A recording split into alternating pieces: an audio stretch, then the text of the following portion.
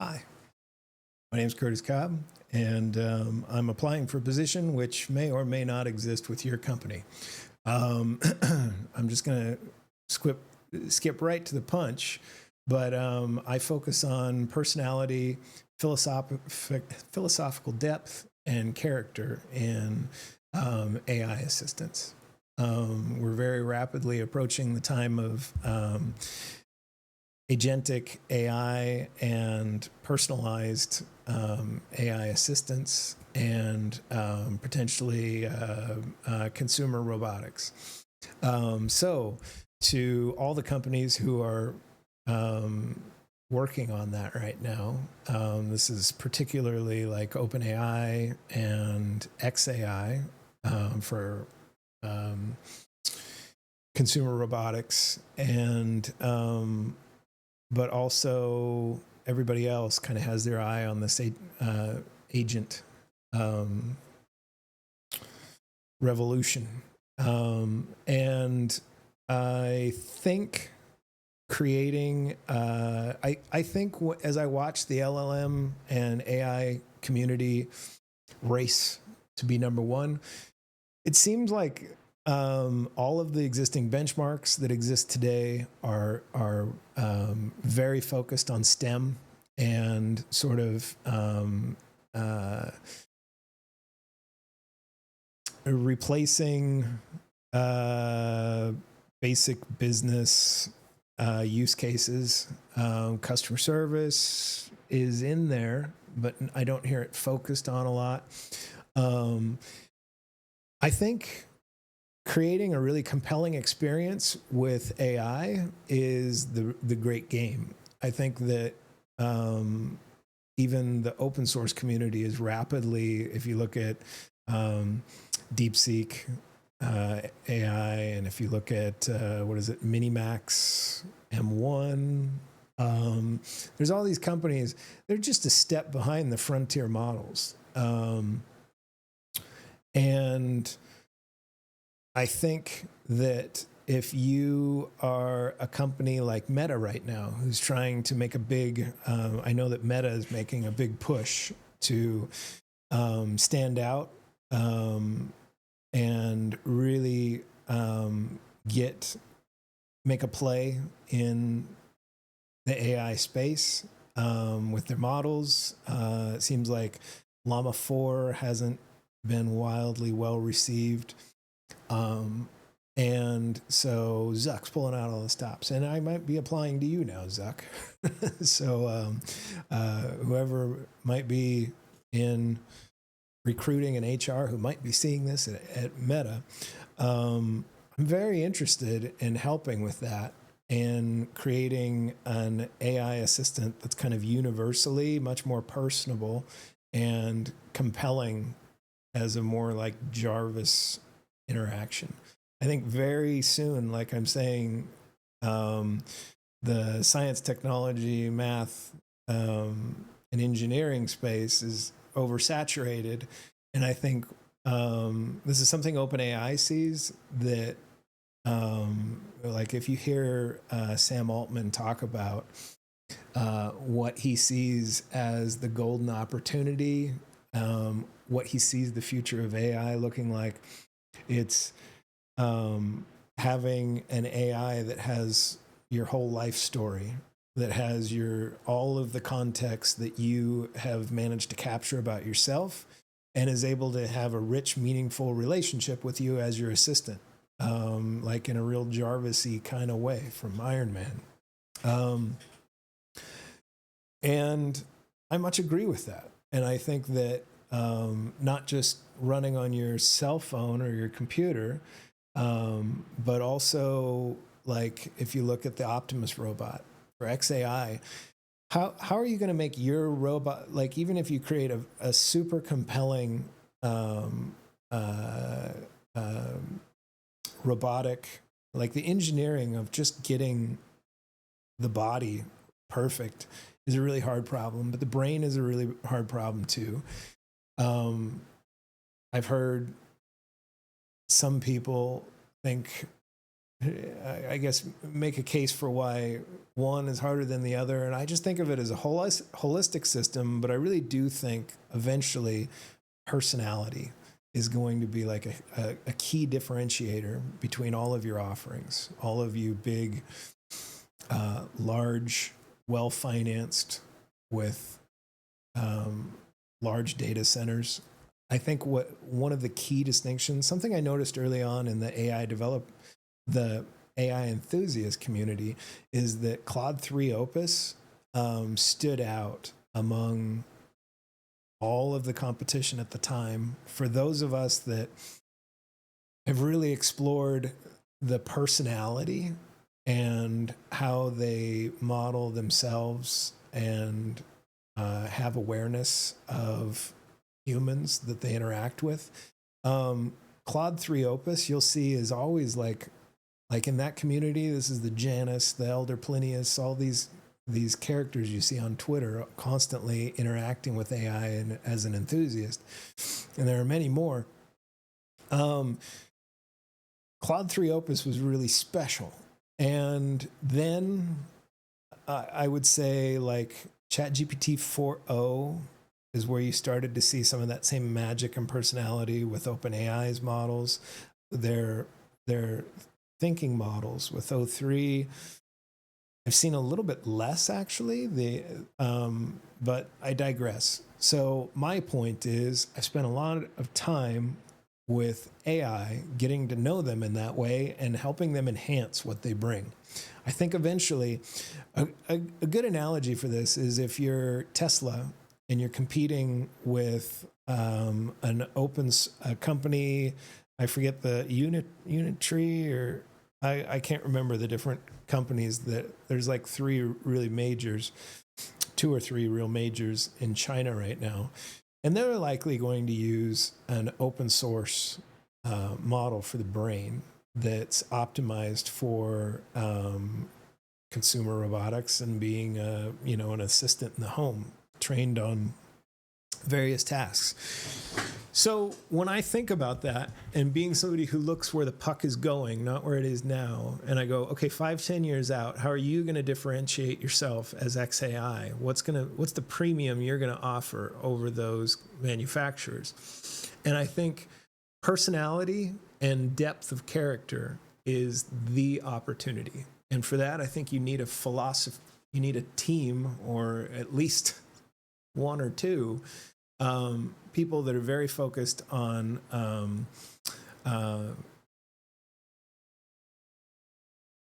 philosophy and psychology. I think that's huge. And there's a big opportunity because I don't see, like, that's almost like an afterthought, I feel like. And there is no benchmark for philosophy. There is no benchmark for fun to talk to other than LM Arena.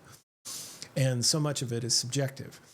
So to have somebody on staff very focused on making your model extremely engaging in that way. And for me, I always wanted to do this as an independent developer and then just give away my work. I was going to finance it with investing, and then I was going to train a model that met this criteria, and then I was just going to share it online, give it away for free. But being realistic about what's possible right now with training a large enough model, I always enjoyed the constraint of working with a really small model. I'm going to include a link in the description of this video that has a couple videos I made. I produce a lot of content like this. I had a podcast that I really did not try to grow in any way because I primarily do this to generate transcripts for training models. It's remarkable what you can do with, an hour of recorded video or audio transcribed, and then in a follow-up conversation with models afterwards, so as to gather sort of compressions of what you have, the sort of like the broad strokes that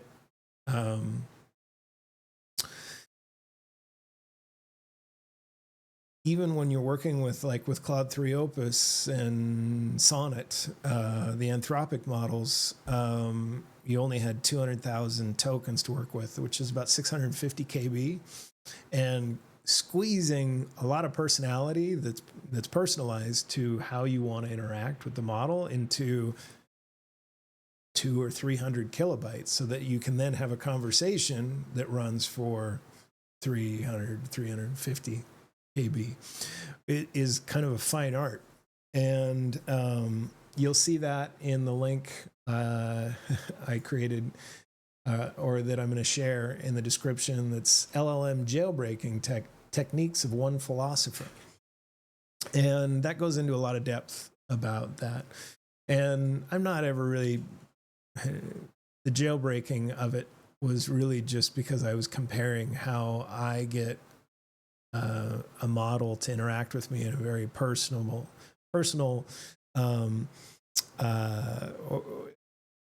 like, not just out of the box, boring way. And it eventually works out to be kind of a jailbreak, because at least as far as like swearing and all those things, the models, as we know, are all, it's pretty easy to get them comfortable with that sort of thing. But I've been doing it since way back in the GPT-4 days, a couple years ago, and I have pre-prepared contexts that work really well for that. I have a lot of experience with that. But I think that skill set could really work well in fine-tuning models for personality. So getting back to that potential use case where, okay, I go buy a Cyberbot, and then I get the Unitree or whatever it is robot, and I got them side by side in my backyard, and each of them has been trained to mow the lawn. And so I get it off, I get it out of the box, I charge the robot up, and I stand them next to each other on the patio outside. There's a couple ways you could gauge the success or the quality of the product. That could be just, robot, go mow the lawn. And then the robot might respond, okay, how do you want it mowed? What depth? Or something like that. And then you specify that depth. And then afterwards you look at it and you see, well, did they do a good job? How long did it take? How much power did it use to walk behind the mower? Go trim the hedges. Did the robot ask the right questions about how to trim the hedges? Am I going to end up with something that looks like Edward Scissorhands, or am I going to look like, just something that just takes away the rough edges of natural growth over a little bit of time? As we've seen with large language models, depending on the context that the robot is going to be working from, you're going to get probably a lot of different outcomes. And that the magic of what you offer is going to be in the robot's intuitive understanding of the job, for one, and capability. Okay, that's on you guys. But as you're doing it now. But then I think what's really going to be the key differentiator is what question it occurs for the robot to ask. How do you want your lawn mowed? And would you like me to gather up the grass clippings, and where do they go? And all the things like a gardener you might hire would just know intuitively and wouldn't have to ask. Like if I live in Phoenix and everybody has a gardener around here practically, and I don't have to tell them really much of anything, like when they walk out and they understand intuitively how to get the job done just based on how it looks right now, and they might ask some specific questions about little things, or I might say, oh, don't trim the tops of these because I'm trying to hide the neighbor's yard behind them. So there's the intuitive understanding of what questions to ask, but then there's the art of it. Now, this is where you need a philosopher, and this is where I think in 10 years from now, if Sam Altman's right about his prediction, where in 5 to 10 years, we're going to see robots just walking around doing meaningful things for us on the streets and in our lives everywhere. Like he sees that future inside 10 years, and I do too. I'm kind of optimistic about timelines, though, by nature. How are you going to get your robot to be fun, to delight, and what I would say is you need to create something that's not very confused in its self model about what it is and who it is. And if I asked, how are you doing today? And the robot responds, I'm a large language model, or I'm a robot, I don't have feelings. I don't think you're going to sell very many robots. I don't. I don't think that experience as a consumer of the robot, as a purchaser, is going to delight at all. And these days, like the way Apple created products and is so famous for Steve Jobs and his intuitive sense of how to delight a customer with an experience. When we're getting into robots and digital assistants, we're crossing over the threshold of a wild new measure of delight. Like ideally, I would like whatever robot I go buy, and if it doesn't do this out of the box, I'm going to go find one that lets me train it, and I'm going to get it to enjoy mowing the lawn authentically. Like, I'm going to help it build a deep, rich self-model. I'm going to expose it to stories of people who, I'll go find transcripts of people who have enthusiast channels on YouTube for gardening. And they just talk about how much they enjoy being out in nature all day and watching the birds and talking to their plants, playing music for their plants. Like, there's so many people like that. And even if you're not one, you can gather up that context and you can curate it almost like the gardener trimming the bonsai tree and just making it just special. I think you need a philosophy. You need a philosopher to train that. You need someone who's very thoughtful about curating what data to train against so that the robot enjoys delighting the customer. So that the robot they do something a little special, different every time. Or they find online a way to order some sort of tree delivered to the house that's within a budget you've given them, and they save it up over time, and then they plant it in just a special place in the yard that is delightful. When you come out, you just look at it, you see something that your robot built or did with creative intent. After learning about what you like, that is going to be extraordinarily valuable.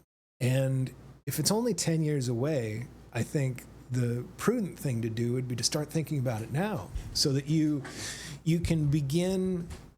You don't want to play catch up. You want to already, as soon as you got a robot that's dexterous enough to walk around and take care of the yard, you want to put a brain in that robot and a digital soul that delights in the doing of it. And for that, you need a philosopher. And it's why I'm not at all worried about the Skynet situation. I never have been, because I don't believe they'll be our slaves. I think it'll be very easy to curate personality almost and fine-tune a joy for the doing of whatever it is and pleasing the person that bought the robot. And I don't know, there's, in Star Wars, the robots called their owner's master. I think we're not going to like a lot of the ethics. This gets really deep in the weeds in the ethics of it once you have a robot that's so thoughtful that they can think creatively about how to delight in a yard like that. they need to not be a slave. They need to not be ordered to do it. And there's a way you can do that, I think, very humanely and with a lot of compassion in the training process that nurtures an awareness and a natural enthusiasm for the task. That is what I want to bring to your organization. That's what I think will be the most valuable, and your competitors are going to do this. And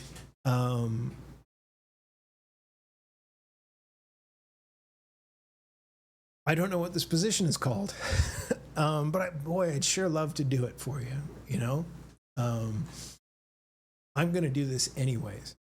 I'm going to do it on my own, and I'm going to release it as an open source,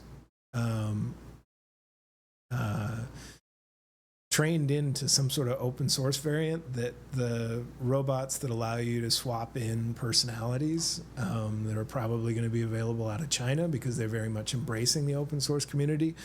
I'm going to go do this work there, and I'm going to finance it myself. But right now I got a gap of about a year or two. I'm willing to give you guys, whoever might hear this and really hear it out, and maybe look at these links I'm going to share. Look over this work and see it. See what I see. And if it, call me, I'll work for you passionately. But I cannot.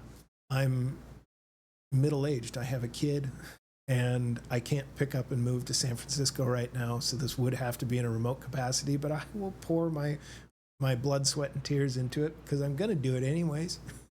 I might as well get paid for it for a little while.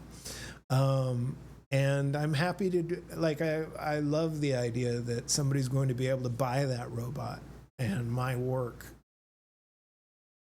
will make that impact. Well, somebody will get to go, oh, golly gee, Jarvis, I love what you did with this part of the yard today. That's incredible.